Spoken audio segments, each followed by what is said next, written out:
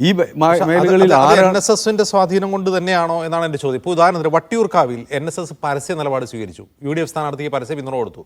അവിടെ എതിർ സ്ഥാനാർത്ഥി LDF സ്ഥാനാർത്ഥി തുടർച്ചയായി 2 വട്ടം ജയിച്ചു. ഇതൊക്കെ അപ്പോൾ NSS പറയുന്നിടത്ത് ആളുകൾ വോട്ട് ചെയ്യുന്നുണ്ടോ? ഇല്ല, അതാണ് UDF മനസ്സിലാക്കേണ്ട പ്രധാനപ്പെട്ട കാര്യം. NSS പറയുന്നിടത്തല്ല അതിൽ സമുദായ അംഗങ്ങൾ വോട്ട് ചെയ്യുന്നത് എന്നൊരു യാഥാർത്ഥ്യം UDFന്റെ നേതൃത്വത്തിന് ഇപ്പോഴും മനസ്സിലായിട്ടില്ല. അവർ ഇത്തരം എന്താ പറയുക, സമുദായ സംഘടനകളുടെ നേതാക്കളുടെ ഭീഷണിക്ക് വഴുകയാണ്. അതുകൊണ്ടാണ് ഇത്തരം വാചകങ്ങൾ ഉണ്ടാവുന്നത്. അവർക്ക് സമുദായത്തിൽ സംഘടനകൾക്ക് എന്താ പറയുക അഭിപ്രായങ്ങൾ പറയാനുള്ള അവകാശമുണ്ട്. എന്താണ് അതിൻ്റെ അർത്ഥം? സമുദായ സംഘടനകൾക്ക് രാഷ്ട്രീയത്തിൽ ഇടപെടാൻ അവകാശമില്ല എന്ന് കൃത്യമായി പറയേണ്ടതില്ലേ? അവർക്ക് അവരുടെ ആവശ്യങ്ങൾ പറയുന്നതും അഭിപ്രായങ്ങൾ പറയുന്നതും അതേസമയം അധികാരത്തിലും രാഷ്ട്രീയത്തിലും ഇടപെടുന്നതും രണ്ടല്ലേ? അതിന് രണ്ടായി തിരിക്കാത്ത NSSനെയും SNDPയും താരതമ്യം ചെയ്യുമ്പോൾ SNDP ജനറൽ സെക്രട്ടറി തുടർച്ചയായി വിഭാഗീയവും വർഗീയവുമായ പ്രസ്താവന നടത്തുന്നു. അതിനെ VD സതീശൻ കൃത്യമായി ചോദ്യം ചെയ്യുകയും തള്ളിപ്പറയുകയും ചെയ്യുന്നുണ്ട്. അതേസമയം NSS അത്തരത്തിലുള്ള പ്രസ്താവനകളൊന്നും നടത്താറില്ല. NSS കുറെ കൂടി പക്വമായി കാര്യങ്ങൾ തീരുമാനിക്കുന്നു. LDF സർക്കാർ സോഷ്യൽ എഞ്ചിനീയറിംഗ് നടത്തുകയാണെങ്കിൽ ആ സോഷ്യൽ എഞ്ചിനീയറിംഗിനെ അവരുടെ സമുദായത്തിന് ഗുണകരമായ രീതിയിൽ അതിന് ഉപയോഗപ്പെടുത്തുന്നു. അതിലിപ്പോൾ എന്താണ് തെറ്റ്? തീർച്ചയായും തെറ്റല്ല. തെറ്റ് ഞാൻ പറയാൻ ശ്രമിക്കുന്ന കാര്യം അവരുടെ രാഷ്ട്രീയമായ ആവശ്യങ്ങളിലാണ് ഇടപെടുന്നത്. ഇപ്പം UDFന്റെ കാലത്ത് താക്കോൽ സ്ഥാനം എന്നത് സമുദായത്തിൻ്റെ ആവശ്യമാണോ? എന്താണ് അത്? അല്ലെങ്കിൽ ഏതെങ്കിലും ഒരു പ്രത്യേക വ്യക്തിയെ അധികാരത്തിൻ്റെ താക്കോൽ സ്ഥാനത്ത് നിർത്തുക എന്നുള്ളത് സമുദായ സംഘടനയുടെ അതിലൂടെ എന്താണ് ലക്ഷ്യം വെക്കുന്നത്? സമുദായ സംഘടനയ്ക്ക് എന്താണ് ഗുണം? സമുദായ അംഗങ്ങൾക്ക് എന്താണ് ഗുണം? ഏതെങ്കിലും ഒരു പ്രത്യേക വ്യക്തി അല്ലെങ്കിൽ അവിടെയാണ് എൻ്റെ ചോദ്യം. അതായത് UDF കാലത്ത് നോക്കൂ, SNDPക്ക് വാഗമണിൽ 25 ഏക്കർ സ്ഥലം അനുവദിക്കുന്നു. NSSന് തിരുവനന്തപുരം നഗരമധ്യത്തിൽ കോടികൾ വിലയുള്ള സ്ഥലം അനുവദിക്കുന്നു. അതായത് സമുദായ സംഘടനാ നേതാക്കൾക്കും സമുദായ സംഘടനകൾക്കും ധനപരമായ ഗുണമുണ്ടാകുന്ന തീരുമാനങ്ങളാണ് UDF എടുക്കുന്നത്. അതേസമയം LDF എന്താണ് ചെയ്യുന്നത് നോക്കൂ, അവർ സോഷ്യൽ എഞ്ചിനീയറിംഗ് നടത്തുകയാണ്. രാജ്യത്ത് ആദ്യമായി സവർണ സംവരണം നടപ്പാക്കി കാണിച്ച് BJPയെ വെല്ലുവിളിക്കുന്നു. ധൈര്യമുണ്ടെങ്കിൽ നടപ്പാക്കൂ. BJP അത് രാജ്യം മുഴുവൻ നടപ്പാക്കുന്നു. അപ്പോൾ അത് സമുദായ അംഗങ്ങൾക്കിടയിൽ ഉണ്ടാകുന്നൊരു ഇമ്പാക്റ്റ് ഉണ്ടല്ലോ, അതാണ് LDF ചെയ്യുന്നത്. തീർച്ചയായും അത് തന്നെയാണ് ഞാനും പറയാൻ ശ്രമിക്കുന്ന കാര്യം. ഇവർ നയപരമായ കാര്യങ്ങളിൽ NSSന് അനുകൂലമായ അല്ലെങ്കിൽ മുന്നോക്ക സമുദായങ്ങൾക്ക് അനുകൂലമായ രാഷ്ട്രീയ നിലപാട് സ്വീകരിക്കുന്നുണ്ട്. ഇപ്പോൾ താങ്കൾ സൂചിപ്പിച്ച പോലെ ഇന്ത്യയിൽ ഈ സംവരണ നയം ബില്ല് പാസ്സായതിനു ശേഷം ആദ്യമായി നടപ്പാക്കിയ സംസ്ഥാനമാണ് കേരളം. താങ്കൾ പറഞ്ഞതുപോലുള്ള വെല്ലുവിളികൾ ഉണ്ടാകുന്നത് തിരുവിതാംകൂർ ദേവസ്വം ബോർഡിൽ 99% മുന്നോക്ക വിഭാഗങ്ങൾ ജോലി ചെയ്യുന്ന തിരുവിതാംകൂർ ദേവസ്വം ബോർഡിൽ മുന്നോക്ക സംവരണം ഏർപ്പെടുത്തിയതിന് ശേഷമാണ് കോടിയേരി ബാലകൃഷ്ണൻ ജീവിച്ചിരിക്കുമ്പോൾ ഈ വെല്ലുവിളി ഉയർത്തുന്നത്. അപ്പോൾ ഇത് സോഷ്യൽ എഞ്ചിനീയറിംഗ് എന്നാണോ വിളിക്കേണ്ടത്? വർഗീയ ധ്രുവീകരണം എന്നാണോ വിളിക്കേണ്ടത്? അല്ലെങ്കിൽ സാമുദായികമായ ഭിന്നിപ്പ് സൃഷ്ടിച്ചുകൊണ്ട് തെരഞ്ഞെടുപ്പ് രാഷ്ട്രീയത്തിൽ നേട്ടം കൊയ്യാനുള്ള ശ്രമം എന്നാണോ വിശേഷിപ്പിക്കേണ്ടത് എന്നുള്ളത് മറ്റൊരു കാര്യം. ഇപ്പോൾ ഈ ഹൈന്ദവ സമുദായ സംഘടനകളെ പ്രകടിപ്പിക്കാൻ ശ്രമിക്കുന്നു എന്ന് തന്നെ കരുതുക. അത് വിഭാഗീയത ഉണ്ടാക്കുന്നില്ല. ഇപ്പോൾ നമ്മൾ ഒരു സ്ഥലത്ത് അയ്യപ്പ സംഗമം കാണുന്നു, NSSുമായുള്ള സൗഹൃദം ഊർജിതമാകുന്നത് കാണുന്നു.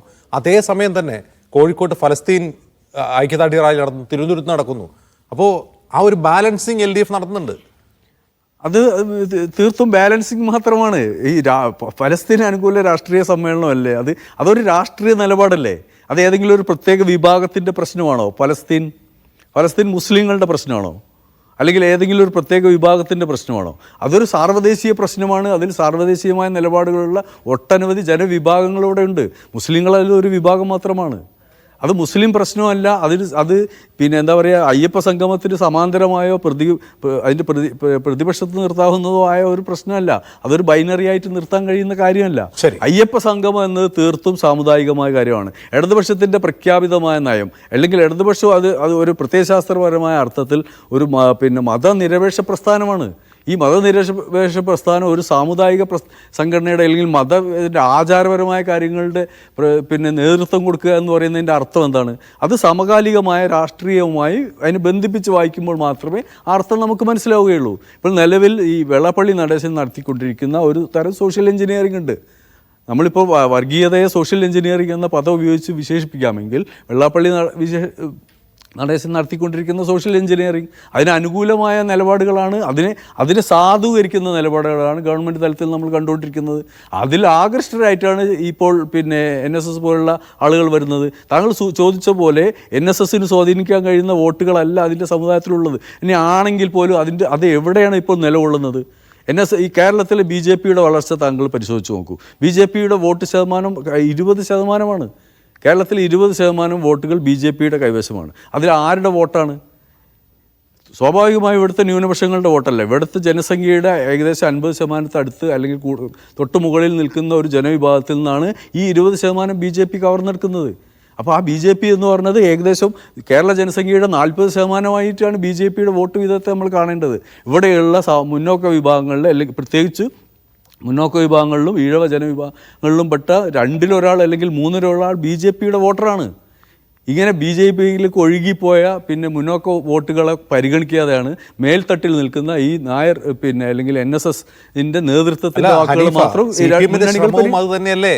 അതായത് ഈ വോട്ടുകൾ ഇനി BJPയിലേക്ക് പോരുത്, LDFലേക്ക് വരണം, ഒഴുകിപ്പോയത് തങ്ങളുടെ വോട്ടുകളാണ് എന്നവർ തിരിച്ചറിയുകയും അത് ശ്രമിക്കുകയും ചെയ്യുന്നു. അങ്ങനെ ഒരു ചരിത്രം BJPയുടെ വളർച്ച നിരക്ക് പരിശോധിച്ച് നോക്കിയാൽ നമുക്ക് കാണാൻ കഴിയില്ലല്ലോ. BJP ഒരു പ്രതീക്ഷയും ഇല്ലാത്ത സ്ഥാനാർത്ഥികൾ നിർത്തുമ്പോൾ പോലും അതിന് വോട്ട് ചെയ്യുന്ന, സ്ഥിരമായി വോട്ട് ചെയ്യുന്ന 40 വർഷമോ 50 വർഷത്തോളമായി വോട്ട് അതല്ല നമ്മൾ ശ്രദ്ധിക്കേണ്ട, കഴിഞ്ഞ ലോക്സഭാ തെരഞ്ഞെടുപ്പിൽ ആറ്റിങ്ങൽ മുതൽ ആലപ്പുഴ വരെയുള്ള മണ്ഡലങ്ങളിൽ CPMന്റെ വോട്ട് ഒലിച്ചു പോകണമെന്ന് അവർ സ്വയം തിരിച്ചറിഞ്ഞിട്ടുണ്ട്. തീർച്ചയായും ആ പോയ വോട്ടുകൾ തിരിച്ചു പിടിക്കണമെങ്കിൽ SNDPയെയും NSSനെയും കൂടെ നിർത്തണമെന്ന് CPM ആഗ്രഹിക്കുന്നു. അതിലെന്താണ് തെറ്റ്? അത് അങ്ങനെയാണോ നിർത്താൻ കഴിയുക? ഇവിടെ രാഷ്ട്രീയമായ തെരഞ്ഞെടുപ്പ്, ഞാൻ പറയാൻ ശ്രമിക്കുന്ന ഏറ്റവും പ്രധാനപ്പെട്ട കാര്യം, ഇത് സാമുദായികമല്ല. തെരഞ്ഞെടുപ്പ് എന്നത് സാമുദായിക അടിസ്ഥാനത്തിലല്ല, അധികാരം എന്നത് സാമുദായിക അടിസ്ഥാനത്തിലല്ല, അത് രാഷ്ട്രീയ അടിസ്ഥാനത്തിലാണ്. UDF ആയാലും ശരി LDF ആയാലും ശരി പരിഗണിക്കേണ്ടത് രാഷ്ട്രീയ പ്രശ്നങ്ങളാണ്. കേരളത്തിൽ രാഷ്ട്രീയമായപ്പോൾ ഇവിടെ റിജിൽ ചൂണ്ടിക്കാണിച്ചതുപോലെ രാഷ്ട്രീയമായ ഒരു ഭരണവിരുദ്ധ വികാരം രാഷ്ട്രീയ പ്രശ്നങ്ങളിൽ ഊന്നി നിന്നുകൊണ്ടാണ് കോൺഗ്രസ് UDF സൃഷ്ടിച്ചെടുത്തിട്ടുള്ളത്. അതിനെ സാമുദായിക അടിസ്ഥാനത്തിലേക്ക് പരിവർത്തനം ചെയ്യാൻ ശ്രമിക്കുമ്പോൾ ഉണ്ടാകുന്ന അപകടം ഇപ്പോൾ എന്താണോ CPM ചെയ്തുകൊണ്ടിരിക്കുന്നത് അതിന് അനുകൂലമായി നിന്നു കൊടുക്കുക എന്നുള്ളതാണ്. അതിൻ്റെ ഗുണഭോക്താവാകാൻ പോകുന്നത് CPM തന്നെയാണ്.